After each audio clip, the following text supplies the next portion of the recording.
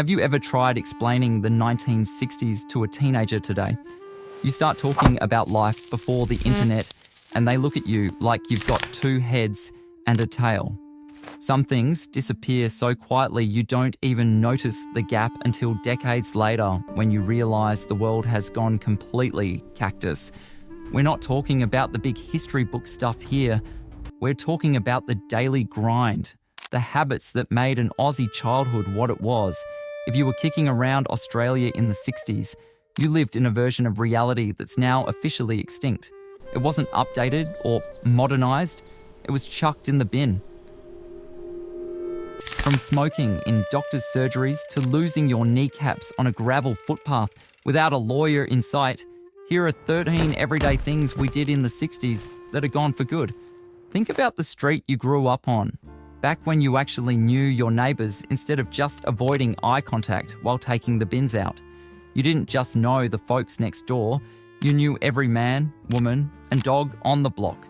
You knew who worked at the local factory, who had the prize-winning roses and which mum baked the best sponge cake for the school fete.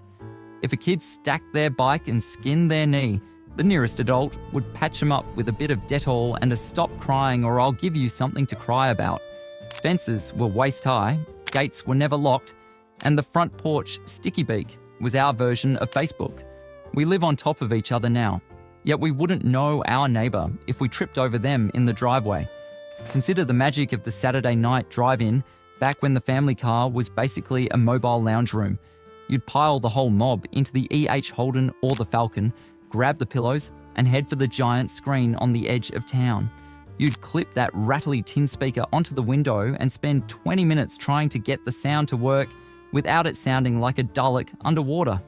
The kids would roam between the cars, kicking a footy or causing a ruckus at the snack bar while waiting for the hot chips to be served in those greasy paper trays.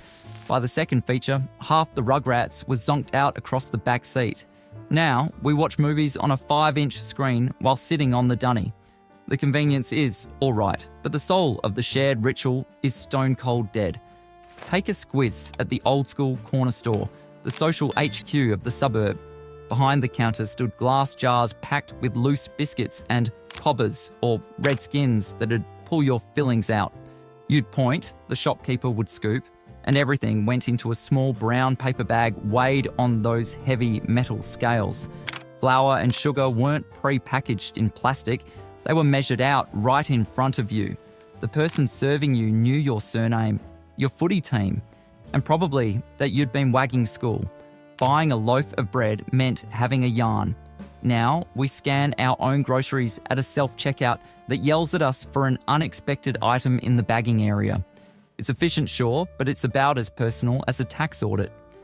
Cast your mind back to the haze of public smoking when the air in every RSL and pub was thick enough to carve with a steak knife.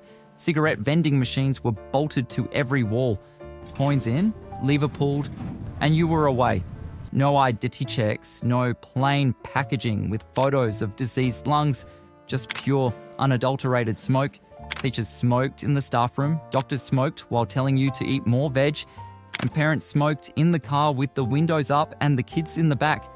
Looking back, it was absolutely reckless, but at the time, we just thought the world was naturally blurry. Reflect on the absolute freedom of the 60s kid. Back when helicopter parenting meant watching a chopper on the news, 5-year-olds would trek to school alone, navigating the mean streets of the suburbs without a GPS or a high-vis vest in sight. Parents had one rule: be home when the streetlights flicker on, or you're grounded until the next Olympics. We learned about the world by falling off fences and getting chased by the neighbour's cranky healer. Safety standards have improved, but the sense of adventure has shrunk faster than a cheap woolly jumper in a hot wash.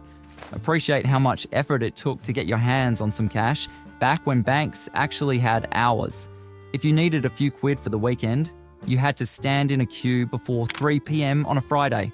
You'd hand over your passbook and the teller would manually stamp it with ink.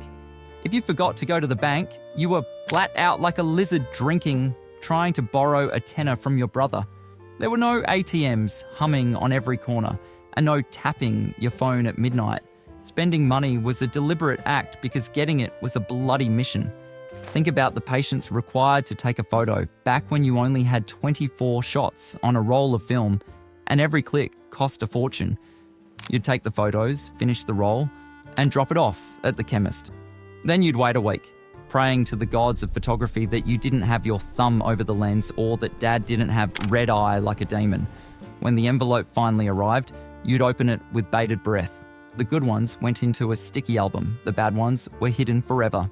Now, we take 400 photos of our lunch and never look at them again.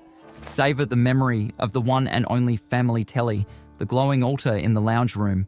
Most places only had 2 or 3 channels, and if you wanted to change the station, you had to get off your backside and physically turn a dial. If the picture went wonky, you'd spend half an hour wiggling the rabbit ear antenna until Mum screamed, "Hold it right there!" Programs aired once, and if you missed the Mavis Bramston show, you were the odd one out at work the next day. When the test pattern appeared at midnight and the anthem played, that was it. The day was done. We watched the same stuff at the same time, which meant we actually had something to talk about. Consider the aerogram, the thin blue lifeline to the rest of the world. If you had relatives in the old country, you wrote letters on paper so thin you could see through it. Space was limited, so you'd write in tiny script to get every bit of gossip in. It took weeks for a letter to reach London or Rome and even longer for a reply. When an envelope finally landed in the letterbox, it was a major event. The whole family would gather at the table to hear it read aloud. Now we send a "you up" text across the globe in half a second and forget about it by lunch. Remember when shopping was a strictly timed event, not a 24/7 marathon. Shops shut at 5 p.m. sharp on weekdays, 12 p.m. on Saturdays, and Sunday was for church, the beach, or sleeping off a hangover. If you ran out of milk on a Sunday morning, you were stuffed unless you could borrow some from Mrs. Higgins next door. Late night shopping once a week felt like a trip to Disneyland. The whole country paused together on Sundays and the world felt a lot quieter for it. Now, the convenience never stops, and neither does the stress.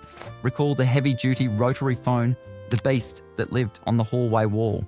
The handset weighed as much as a brick, and the dial took 3 business days to return to 0 after you dialed a 9. If you messed up the last digit, you had to start the whole process again.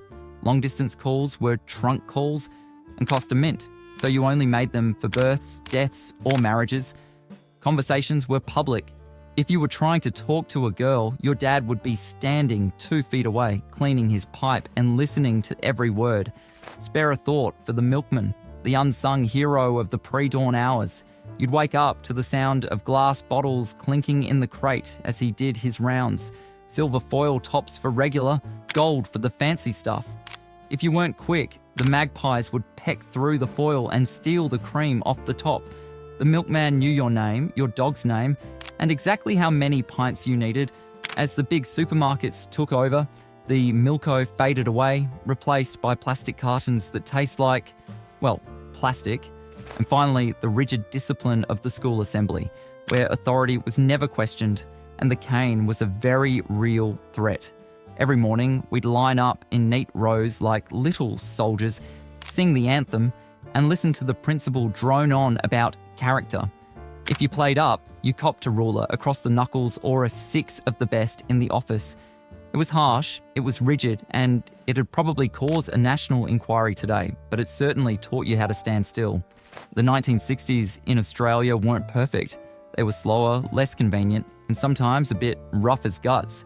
But there was a texture to life back then, a sense of community and face-to-face connection that we've traded for high-speed Wi-Fi and self-checkout lanes. We've gained a lot of efficiency, but we've lost that she'll-be-right rhythm that stitched the week together. The routines are gone, the pace has shifted, and the world has moved on. But for those of us who remember the clink of the milk bottles and the smell of the drive-in snack bar, those were the real Australian days.